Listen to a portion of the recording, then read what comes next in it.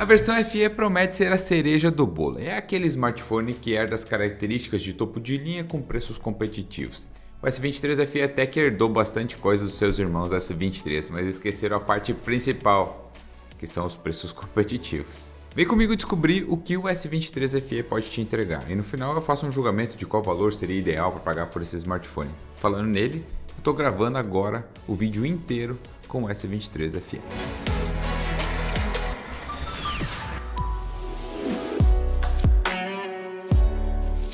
No conjunto de câmeras, a gente tem um sensor principal de 50 megapixels presente no S23 FE, no S23, A54 por aí vai. É um sensor bastante utilizado pela Samsung em 2023 e eu não julgo reutilização, muito que pelo contrário, aperfeiçoar o que está bom é ótimo.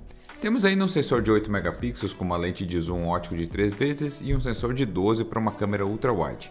Já na selfie, essa que eu estou gravando, temos 10 megapixels. O S23 FE é capaz de gravar vídeos em até 8K a 24 frames e faz 4K e Full HD a 60 frames também na câmera principal, óbvio. A câmera ultra-wide é a única que não faz 4K a 60 frames, ela faz no máximo 4K a 30. Já a frontal também faz 4K a 60 frames, que é isso que eu estou gravando agora. Olha só essas fotos! Todos os celulares de 2023 estão conseguindo entregar ótimos resultados diurnos, isso é inegável. A Samsung fez um trabalho muito bom quando a gente precisa de nitidez e cores vibrantes. Pode perceber que as fotos já estão com um tom mais quente, prontas para serem postadas aí nas redes sociais. E uma foto tradicional que eu faço do SESI, que eu coloquei lado a lado a foto do S23 FE e do S23. São fotos até feitas em dias diferentes, mas veja que ambas estão muito parecidas, entregando luminosidade suficiente sem deixar aquele excesso de ruídos. Isso se repete em outros cenários noturnos também. O que a gente precisa ter em mente é que as fotos em locais realmente escuros não há muito o que fazer. Pode ser o melhor celular do mundo, o ruído vai aparecer. Mas a Samsung deu um trato muito bom na linha de 2023, tendo pouco ruído nas fotos e luminosidade suficiente.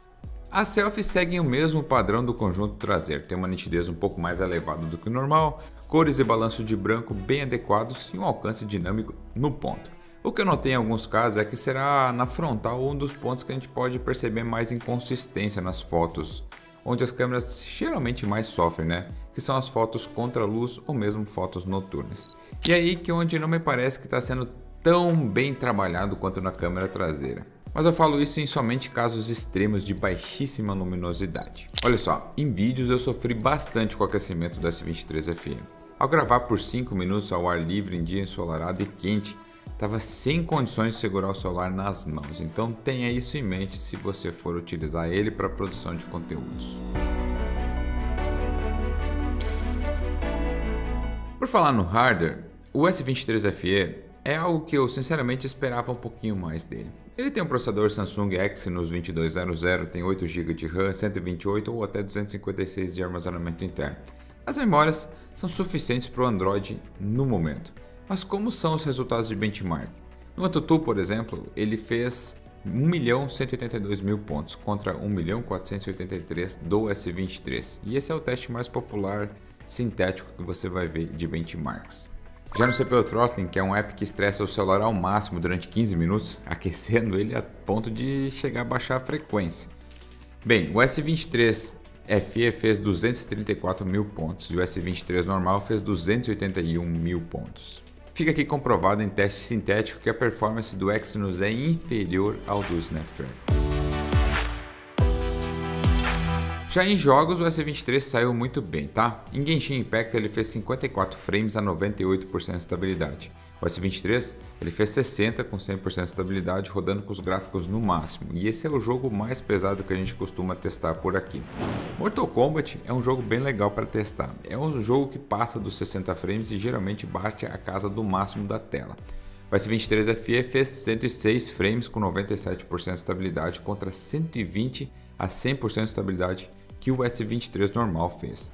Já em PUBG, o S23 FE marcou 84 frames a 99% de estabilidade contra 89 a 100 do S23. Em games, novamente fica comprovado que o Snapdragon manda melhor, mas nem de longe o Exynos deixa a desejar.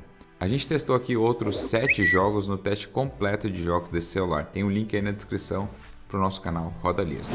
E meus amigos, em jogos a gente também teve uma diferença de desempenho, sempre empenhando mais para o smartphone com processador da Qualcomm. Essa é uma reclamação recorrente dos usuários que jogam nos celulares da Samsung. Mas no geral da performance e jogos é aquela velha história, né? A Samsung emprega o processador dela nos celulares que ela quer vender com preços mais atrativos. Eles tendem a performar pior, mas nem de longe é um desempenho ruim. A tela de 6.4 polegadas do S23 FE é um destaque. É grande o suficiente para proporcionar aquela sensação de tela grande e uma resolução Full HD. A taxa de atualização máxima é de 120 Hz, tornando aquela rolagem super suave. E ele tem a alteração automática dessa taxa de atualização, então vai ficar alternando entre 60 e 120 para poupar bateria. As bordas são significativas e você vai encontrar uma barra ligeiramente mais espessa ao longo da área inferior se procurar por ela. São detalhes que eu mencionei lá no A54 e estão se repetindo aqui no S23 FE. Para quem então não quer uma tela muito pequena como 6.1 polegadas do S23 e também não quer aquela tela de 6.6 do S23 Plus, o 6.4 do S23 FE é ideal. Ao sol, a tela brilha mais, né? Graças ao Vision Buster, que é uma tecnologia chamada assim pela Samsung, que nada mais é do que aquele pico de brilho. Mas eu confesso que poderia ser um pouquinho a mais, pois em alguns momentos aí fica difícil de ler. As opções de cores do S23 FE são as mais variadas, mas infelizmente aqui no Brasil as escolhas disponíveis são sóbrias, como verde, creme, grafite e azul, apresentando tonalidades mais discretas. A versão que a gente teve a oportunidade de testar é especificamente a grafite. O roxo dessa amostra ele é notavelmente vibrante, assim como a cor laranja. Eu queria ter testado muito a versão laranja, não chegou aqui. A laranja é chamada de tangerina, né? O design do S23 FE segue fielmente então o padrão do Galaxy S. É vidro na frente e atrás. As câmeras são posicionadas como um semáforo, um abaixo do outro. Esse smartphone ele é grosso, tá, meus amigos? O seu irmão maior, o S23 Plus, tem uma tela maior do que o S23 FE, mas o FE é meio milímetro mais grosso e pesa mais também. Parece grande, né? E dá aquela sensação de ser grande, mas não é desconfortável. E bem que a Samsung poderia eliminar boa parte dessas bordas da tela e diminuir um pouquinho mais o corpo para ter uma sensação tátil melhor. As laterais são de metal escovado e bem arredondadas, então é bem confortável de segurar ele, mas se ele fosse um pouquinho menor, seria ainda melhor. É um celular então grandão, digamos assim. Além disso, ele é protegido contra água e poeira a um nível de P68, então pode derrubar ele na água, não que você vai fazer isso por gosto, mas pode derrubar que vai estar protegido. A gente reserva um dia inteiro para fazer teste de bateria no S23 FE com seus 4.500 mAh de capacidade. Ele fez mais de 7 horas e 45 de tela ligada em uso intenso, consumindo 93% do total da carga durante o nosso ciclo de testes. Isso significa que ele deve passar um dia inteiro de uso constante. Para você ter um caráter de comparação com outro celular, por exemplo, o S23 Ultra com 5.000 mAh de capacidade no mesmo teste consumiu 79% da bateria.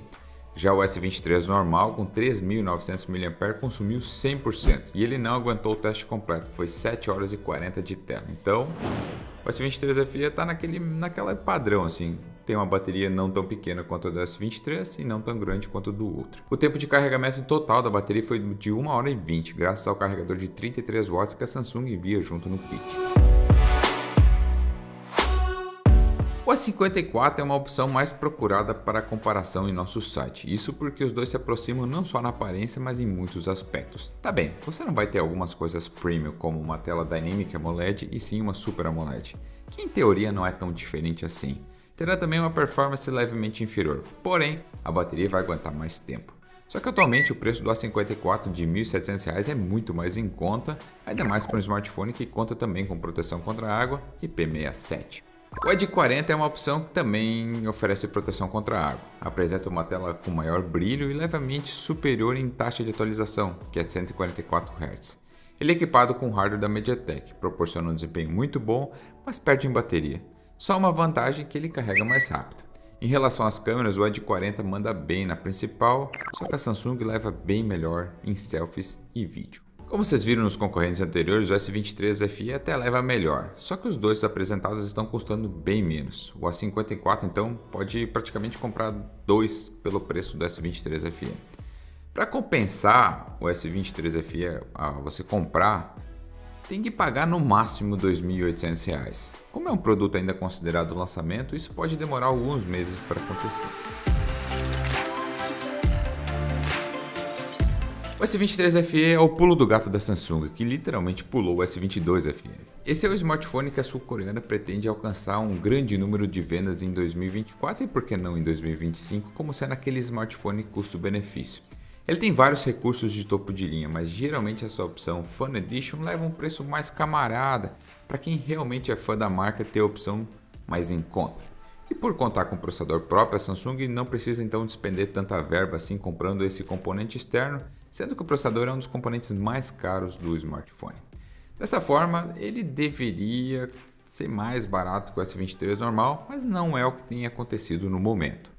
É um ótimo smartphone de fato. Eu gostaria de ver as cores completas aqui no Brasil, né? Principalmente a laranja, como eu já falei. A gente precisa animar mais as linhas de celulares, coisa que a Motorola vem fazendo bem com seus Moto G e Edge.